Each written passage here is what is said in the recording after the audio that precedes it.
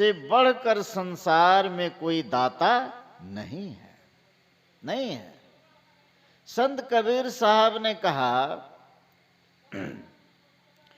बिना गुरु के जीव की कल्पना नहीं मिटती है, गुरुदेव बिन जीव की कल्पना ना मिटाए, गुरुदेव बिन जीव का भला नाही, समुझ विचार ले मने माही, राह बारिक गुरुदेव ते पाइए, जन्म अनेक की अटक खोलै, कहे कबीर गुरुदेव पूरन मिलै, जीव तब शिव एक तौले। बिना गुरु के जीव की कल्पनाएं अर्थात मन में अनेक कल्पनाएं इच्छाएं उत्पन्न होती है, इसका नाश संभव नहीं है। और बिना गुरु के कहिए किसका भला हुआ है, किसका भला हुआ है, किसी का नहीं। इसीलिए जीवन में गुरु की बड़ी आवश्यकता है। कबीर साहब ने कहा, गुरुदेव बिन जीव का भला नहीं, राह बारिक गुरुदेव ते पाइए। परमात्मा तक जाने का जो मार्ग है वह मार्ग बहुत बारिक है। कितना बारिक है? सहस भाग इकबाल बराबर, धार धरहु लवलीनी। वह मार्ग वैसा है। और कबीर साहब कहे वह मार्ग कैसा है? बहुत सांकरा है और बहुत वह राह रपटीली है, बहुत सांकरा है। इसीलिए उस पर चलना अपने से संभव नहीं है। इसीलिए संत सद्गुरु से इस मार्ग पर चलने के भेद को जानिए। राह बारिक गुरुदेव ते पाइए, और उस मार्ग पर चलेंगे तो क्या होगा? जन्म अनेक की अटक खोले। अनेक जन्मों से जो हम लोग आवागमन में पड़े हुए हैं, इससे छूट जाएंगे। जन्म अनेक की अटक खोले, कहे कबीर गुरुदेव पूरन मिलै, जीव पीव तब एक तौले। तब यह ज्ञान होगा जो जीवात्मा वही परमात्मा। इसीलिए संसार में गुरु के समान कोई दाता नहीं है, कोई दाता नहीं है। गुरु दयाल दया करी, दिए भेद बताई, महा अभागी जीव के दिए भाग जगाई। हम लोग जब गुरु के शरण में नहीं थे तो अभागा थे, और गुरु के शरण में गए तो भाग जग गया। इसीलिए सर्वोपरि गुरु है, और गुरु की सेवा से के बगैर कुछ भी संभव नहीं है। इसलिए गुरु महाराज कहते हैं, गुरु की भक्ति साधु की सेवा, बिन कछुहु नहीं पाई हो, याते भजो गुरु गुरु नित ही, रहो चरण लो लाई हो। इसीलिए गुरु की भक्ति कीजिए, सेवा कीजिए, और गुरु की सेवा भक्ति करने से बाकी सब सद्गुण आ जाता है, सब आ जाता है।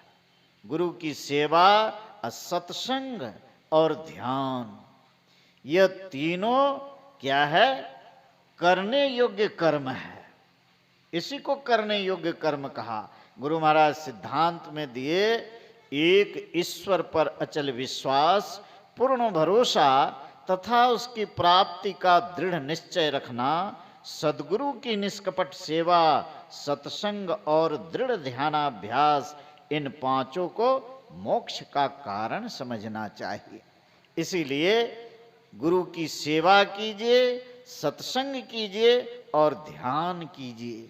साथ साथ सदाचार का पालन कीजिए।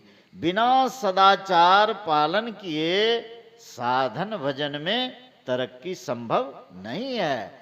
इसीलिए सदाचार समन्वित जीवन व्यतीत कीजिए।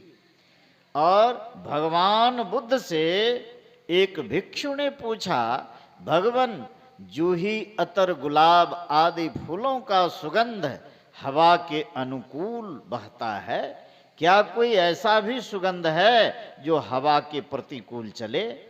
भगवान बुद्ध ने कहा, हाँ है। वह सुगंध क्या है?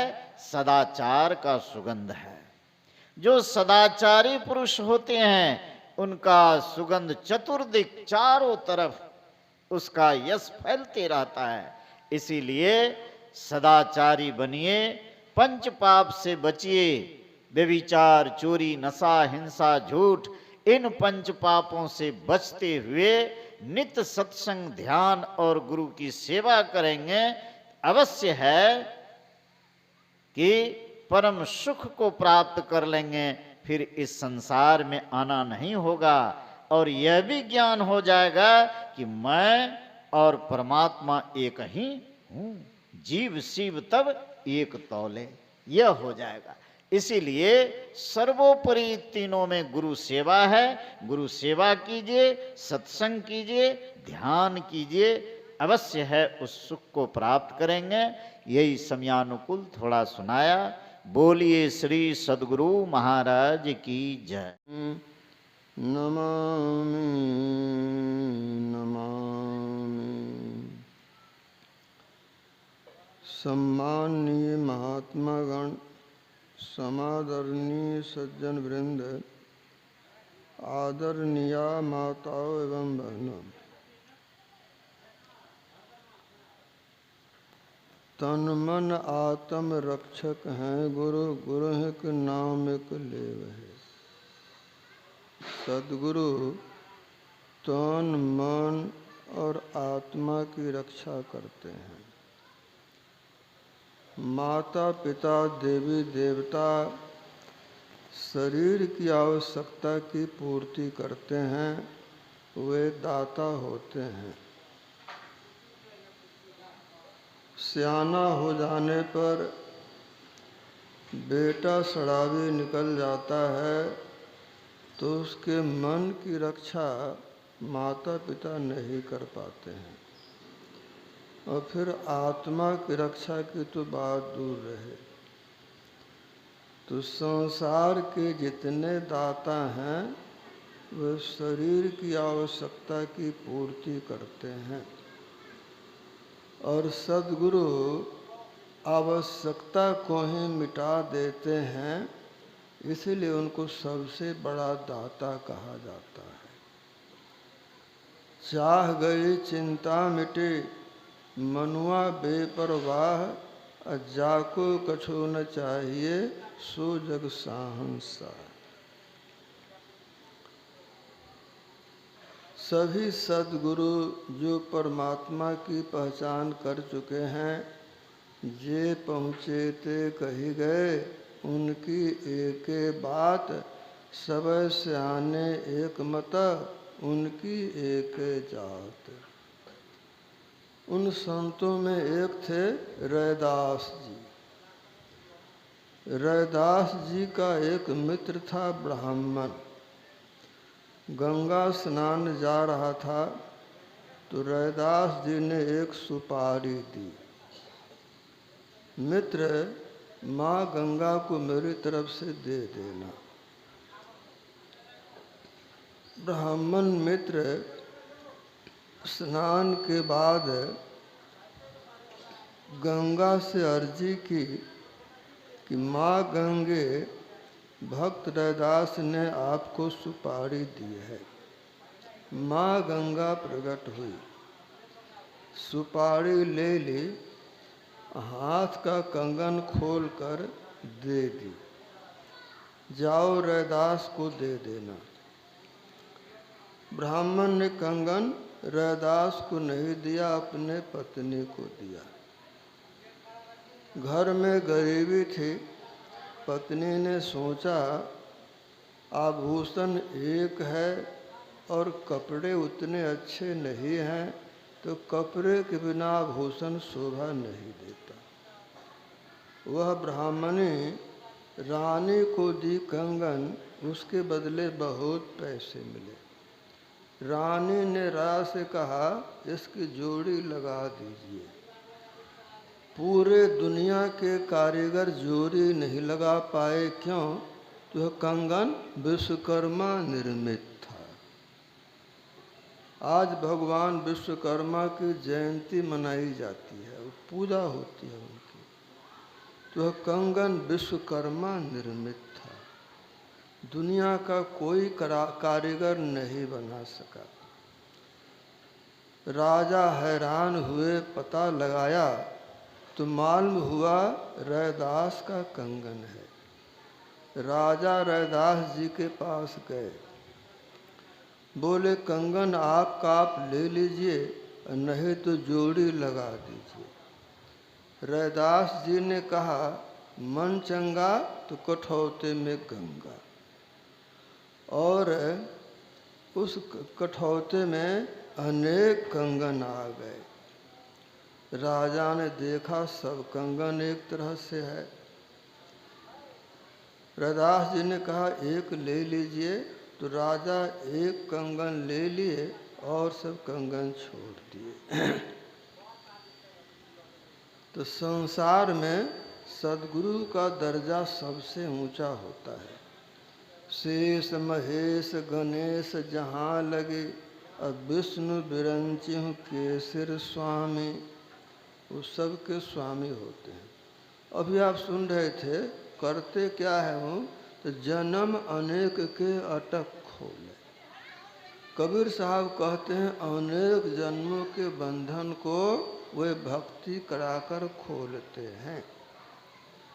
नानक साहब कहते हैं जन नानक कोटिक मह को, भजन राम को पावे। करोड़ों में किसी किसी को भक्ति प्राप्त होती है। और भक्ति कैसे प्राप्त होती है, तो बिन गुरु दाते को न पाए, लख कोटि जे कर्म कमाए।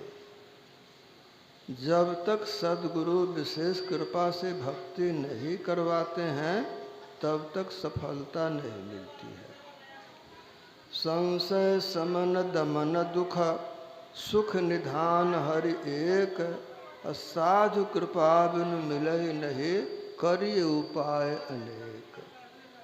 संशयों को मिटाने वाले, दुखों की आत्यंतिक निवृत्ति करने वाले, सुख के महाभंडार एक अनंतमा, एक परमात्मा सद्गुरु की कृपा के बिना अब तक किसी को नहीं मिले।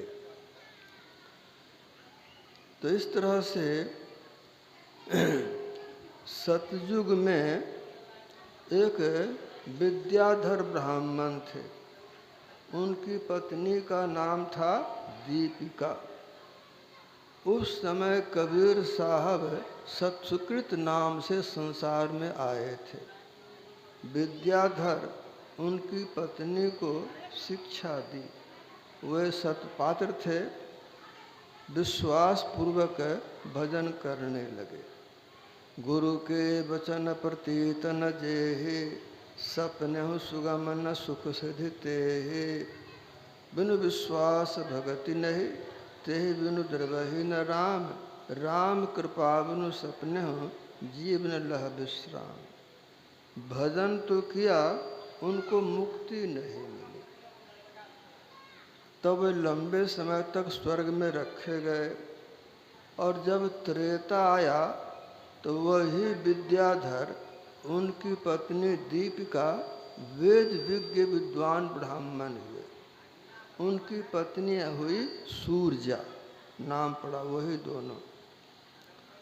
उनको संत कबीर साहब मुनिंदर रूप से मिले और फिर से उपदेश किया। सद्गुरु जिनको हाथ पकड़ लेते हैं तो उद्धार करके छोड़ते हैं। घर घर मस्जिद फिरत है महिमा के अभिमाना, और गुरुआ सहित शिष्य सब बूढ़े, अंत काल पछताना। मुनिंदर रूप से मिले और फिर से ज्ञान दिया, भक्ति करवाई, तब भी उनको मुक्ति नहीं मिली, भक्ति पूरा नहीं कर सके। तो वही वेद विज्ञ ब्राह्मण, उनकी पत्नी तो कुछ और बनी और कलयुग में स्वामी रामानंद हुए। और वे अविवाहित रहे, ज्ञान उनका हुआ, अविवाहित रहे। वो जो उनकी सूर्या पत्नी थी वह कमाली लड़की बनी।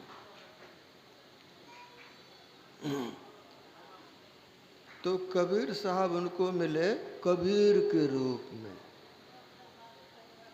कबीर साहब कबीर के रूप में मिले तो कबीर साहब शिष्य को भुलाए नहीं और रामानंद शिष्य गुरु को साफे भुला गए।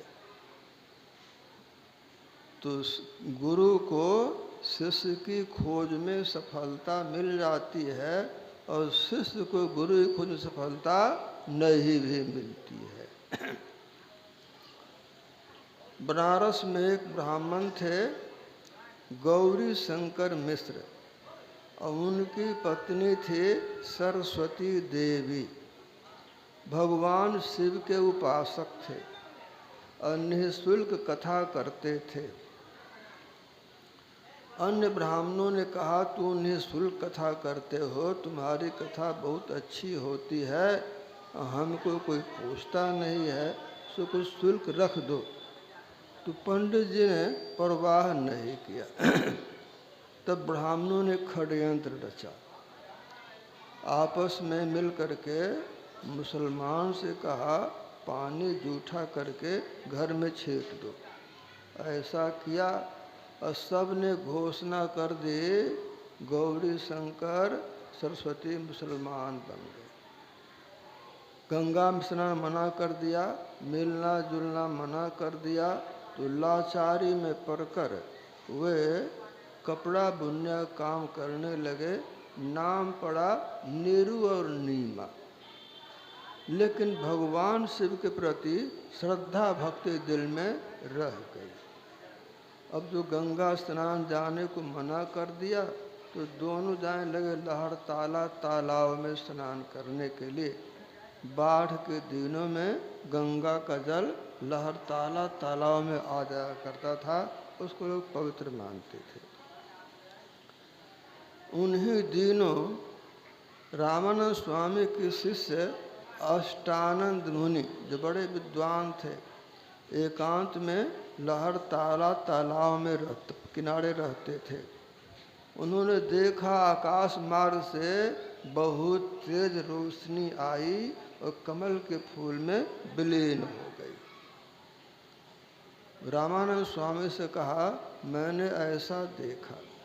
रामानंद स्वामी ने कहा, सतलोक से कोई शक्ति आई है संसार की भलाई के लिए।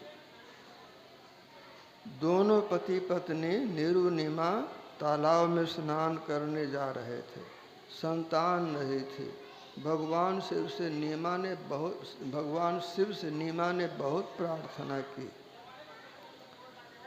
नीमा स्नान करके बाहर आई थी और नीरू स्नान करने गए थे तो कमल के फूल पर बड़ा सुंदर बच्चा दिखाई दिया।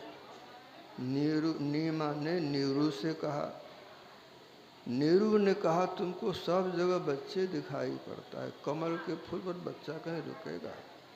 देखिए तो सही। देखा, सही में बड़ा सुंदर बच्चा गोद में ला कर रख दिया।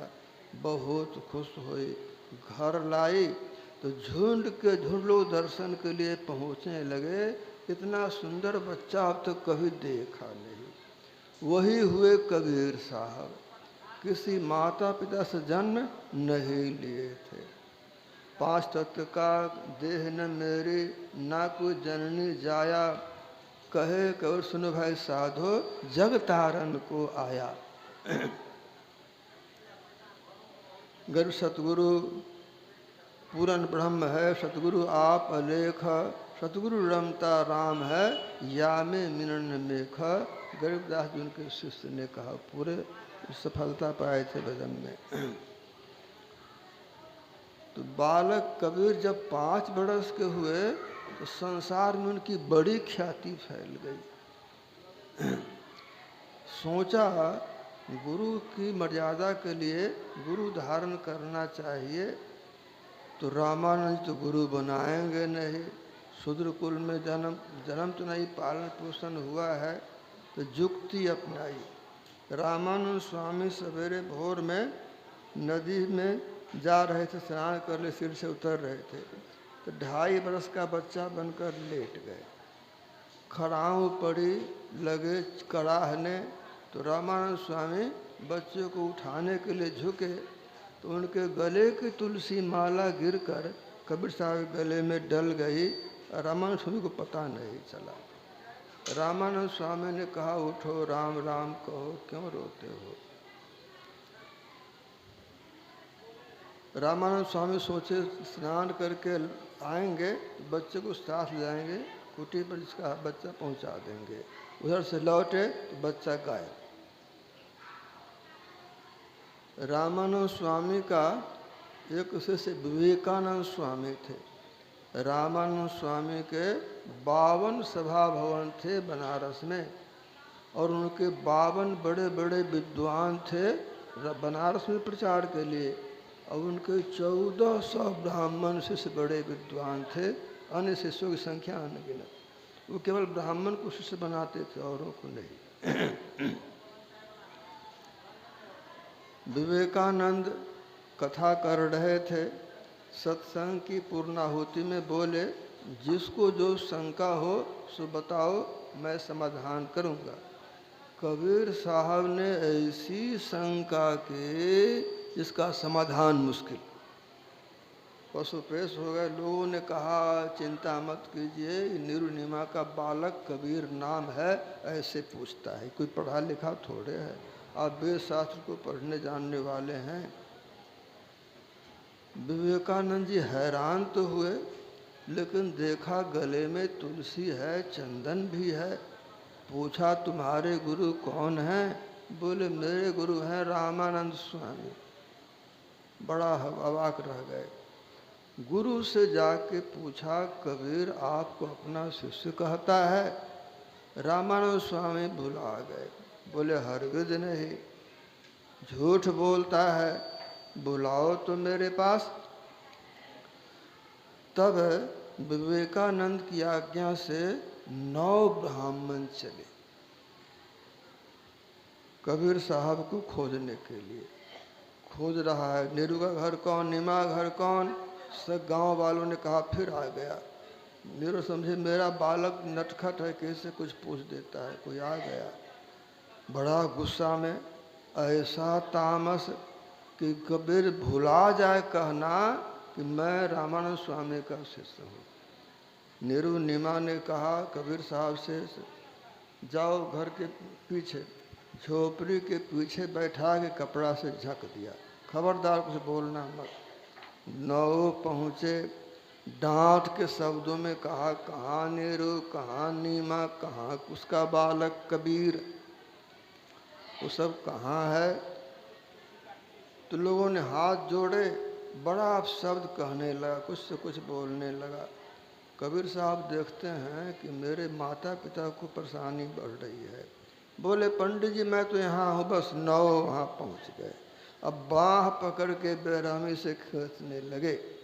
नीमा को बड़ी ममता, जो पकड़ ली बच्चे को, ऐसे मत कीजिए, इतना जोर से पटक दिया कि नाक मुंह से खून गिरने लगे।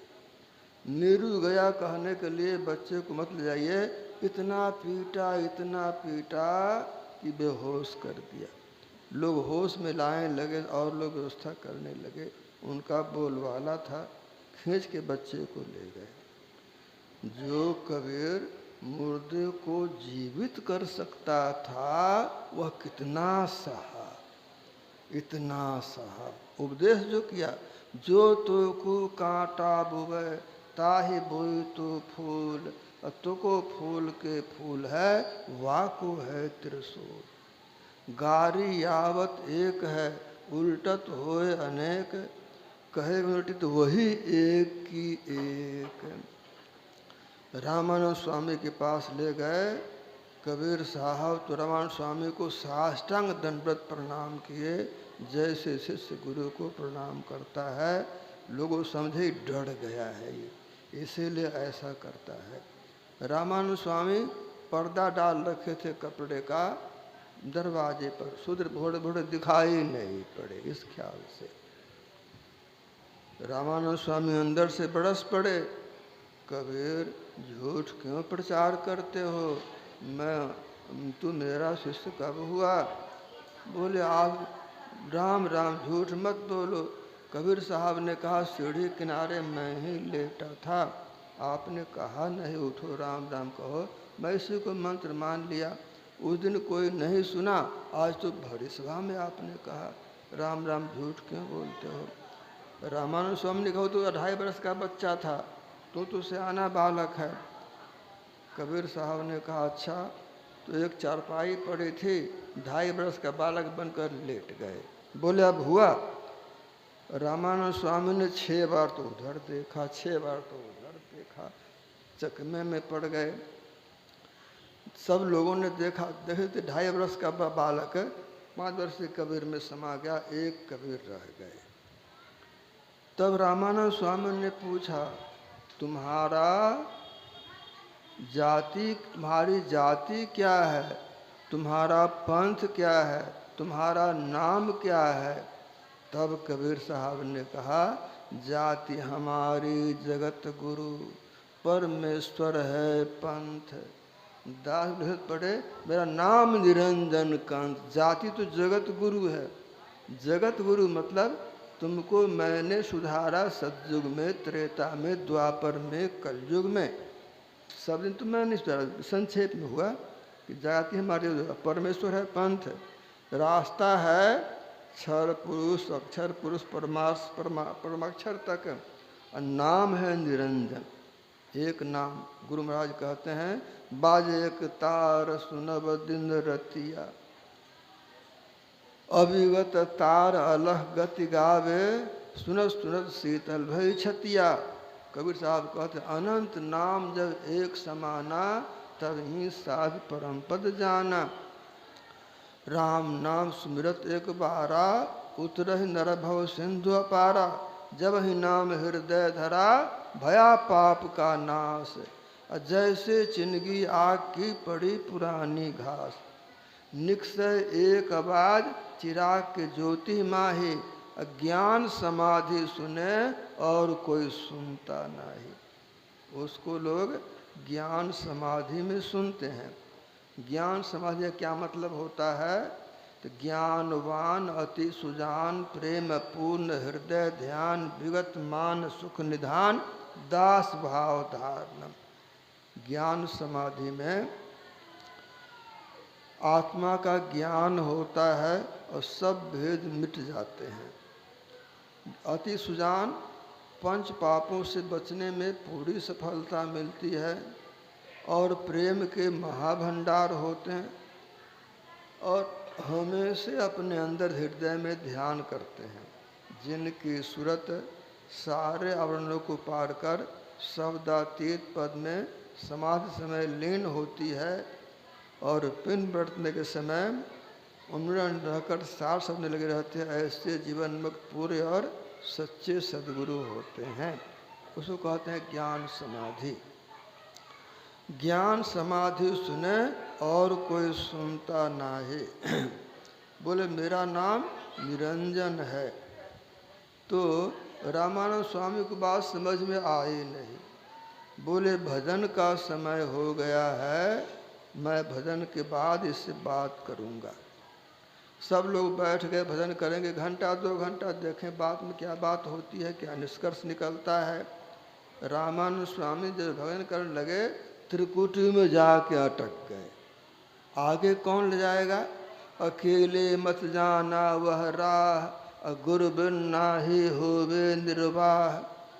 जीव चेतावन हंस उबारन, भव भय टारन सतगुरु जी। त्रिकुटी तीर्थ प्रेम जल निर्मल, सुरत नहीं अनवाया रे। दुर्मति कर्म मैल सब मन के, सुमर सुमर सुराया रे। कुछ तो कहा जो उसे नाम से प्रेत ने लाया रे। त्रिकुटी में जाके यहाँ अटक गए। अब बाल कबीर जो यहाँ बैठे थे उसी रूप में वहाँ पहुँच गए। बोले स्वामी जी यहाँ 3 रास्ते हैं, बायां तरफ में धर्मराज तक राह गई है, वो तो मरने के बाद लोग जाते हैं। और दाहिना तरफ में उस सिद्धों के पास जाते हैं। जो सामने ब्रह्मरंध्र है उसको खोलिए, जो आपके पास मंत्र है। उनके पास मंत्र था ओम, ओम नमो भगवते वासुदेवाय। खुला नहीं। तब कबीर साहब ने सतनाम का जाप किया, रास्ता खुल गया। तो रामानंद स्वामी की रूह को लेकर गणपति के लोक, ब्रह्म लोक, विष्णु लोक, शिव लोक, दुर्गा लोक के बाद सतलोक पहुंच गए। वहाँ देखा एक ऐसे महापुरुष हैं, जाके अर्धरूम में सकल पसारा, ऐसा पूरन ब्रह्म हमारा, दास गरीब कहे नर लोई, वह पर चिन्हे बिरला कोई। उस महापुरुष को कबीर साहब चमन करने लगे। रामानंद सोचते हैं ये है महापुरुष, उनका कोई सेवक है। महापुरुष उठ गए, बाल कबीर से बोले अब आप बैठिए। तो कबीर साहब बैठ गए और महापुरुष लगे चमन करने। रामानंद स्वामी सोचते हैं ये बैठ गए। थोड़ी देर में महापुरुष कबीर साहब में समा गए।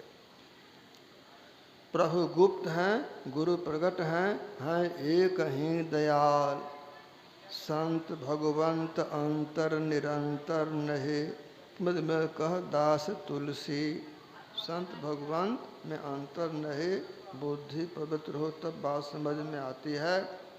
अब कबीर साहब रामानंद स्वामी को लोक लोकांतर के दर्शन कराते हुए अब पिंड में ला के छोड़ दिए।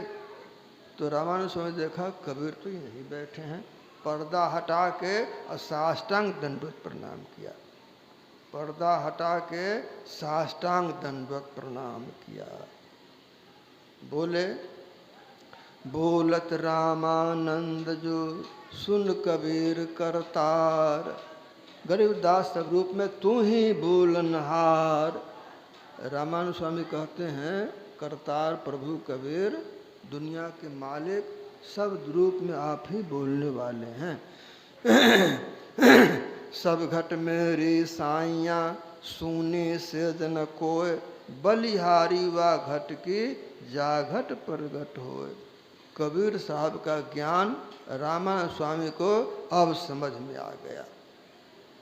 रामानंद स्वामी ने कहा मैं भक्ता मुक्ता भया, कटे कर्म के फंद, दास अवगत लखे मिट गए मन की वास।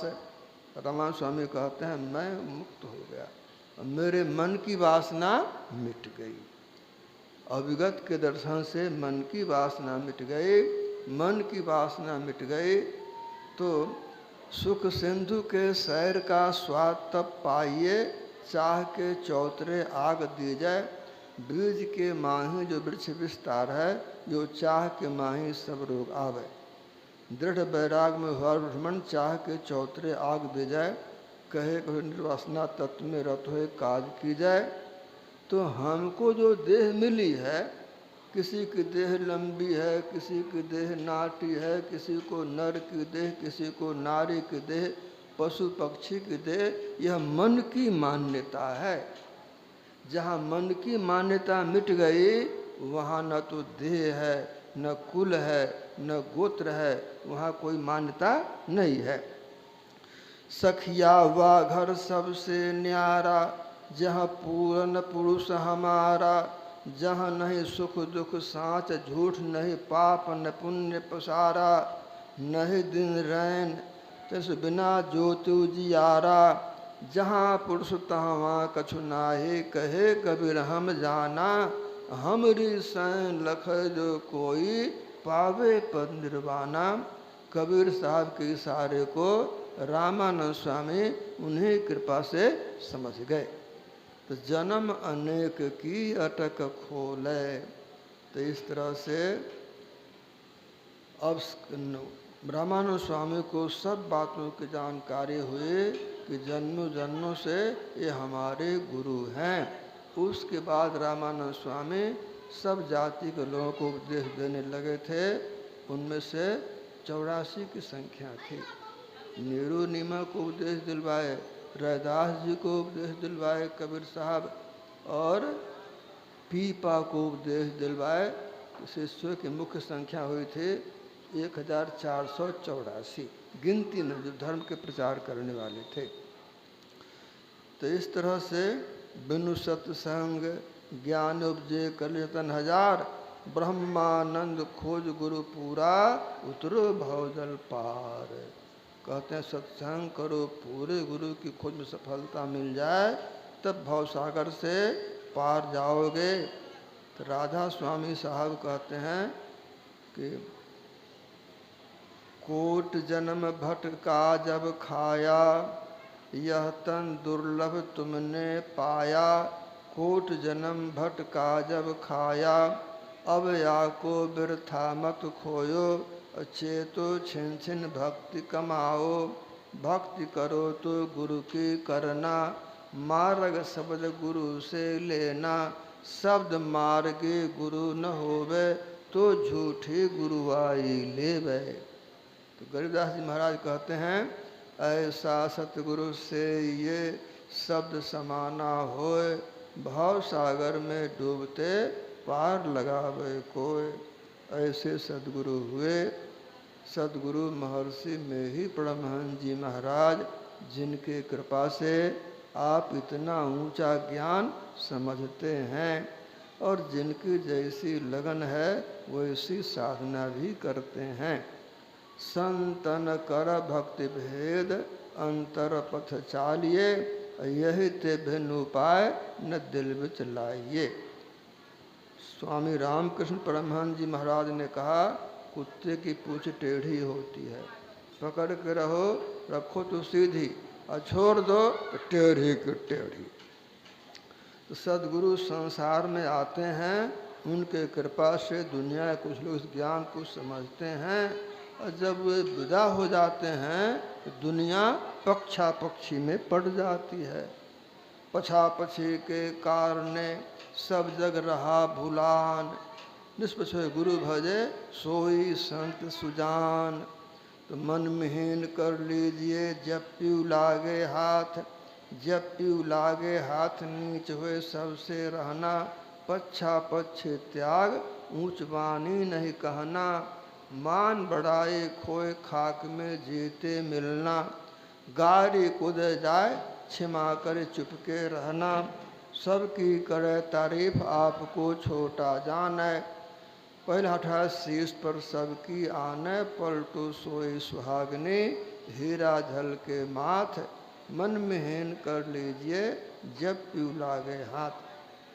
देव देव समस्त पूर्ण ब्रह्म प्रभु, गुरु में करें निवास कहते हैं संतभु। देव पितर सह पूरन ब्रह्मरु, अगम अनामक सेव जी। गुरु सेवा समको न सेवा, में ही कर गुरु सेव जी। तो सदगुरु की पूजा में सभी देवी देवताओं की पूजा हो जाती है। ऐसा जो कोई समझते हैं वो सदगुरु के सच्चे शिष्य होते हैं। उस सदगुरु के अलावे और किसी उनके शिष्य की प्रतिमा उनके बगल में नहीं रखते हैं, जैसे किसी और देवी देवता की प्रतिमा नहीं रखते हैं। जो बगल में किसी और को रखते हैं वे ज्ञान नहीं समझे हैं, लेकिन हाँ सत्संग करते हैं तो ज्ञान समझ जाएंगे। झूठ मूठ खेले सचमुच होए, सचमुच खेले बिरला कोय। और जो कोई खेले मन चित लाए, तो होते होते होइए जाए। तो सब तो ही पास जुदा कछु नाहि, मानुष तन अनुपम जग माहि। दरिया दिल दरियाव है, अगम अपार बेअंत। और सब में तो ही में सब है, जान मरम कोई संत। तो कोटि विष्णु जहाँ कोट शिव खड़े हैं, कोटि ब्रह्मा जहाँ कथय वाणी, कोटि देवी जहाँ खड़ी हैं चेरियाँ, कोटि फंस स्नान भरम जानी। कोटि आकाश पाताल फिर कोटि हैं, कोटि ब्रह्मांड सो कोटि ज्ञानी। दास पलटू कहें बड़े दरबार में, इंद्र हैं कोटि तह भरे पानी। जो सदगुरु के शिष्य हैं उनको विश्वास है कि अपने अंदर में सब कुछ है। सब तो ही पास जुदा कछु नाहि, मानुष तन अनुपम जग माहे, दरिया दिल दरियाव है, अगम अपार बेअंत, सब में तोहि में सब है, जान मरम कोई संत। अपने अंदर में कोटि खंड ब्रह्मांड सब है, उसी रास्ते से जाना होता है। जो ऐसा विश्वास करते हैं, ये मर्त लोक जो बहुत गंदा लोक है, इस लोक में एक बित्ता जमीन, एक कमरा के लिए झगड़ा नहीं करेंगे। जो ऐसा करते हैं वे काल के शिष्य हैं, उनकी बुद्धि भ्रमित हो गई है, वो सदगुरु के शिष्य नहीं है। सदगुरु के शिष्य आपस में विवाद नहीं करेंगे, उनको छुट्टी नहीं है। एक घड़ी को मूल ना, दिन को कहाँ बखान, सहजोता ही न खोइए, बिना भजन भगवान। बैठे लेटे चालते, खान पान व्यवहार, जहाँ तहाँ सुमिरन करे, सहजो हिये निहार। तो कामे क्रोधे लालची, इनसे भक्ति न होए, भक्त करे कोई सूरमा, जाति बड़न कुल खोए। यह सूरवीरों का मार्ग है। हरि को भजय सो हरि को होए, जात पात पूछे नहीं कोय।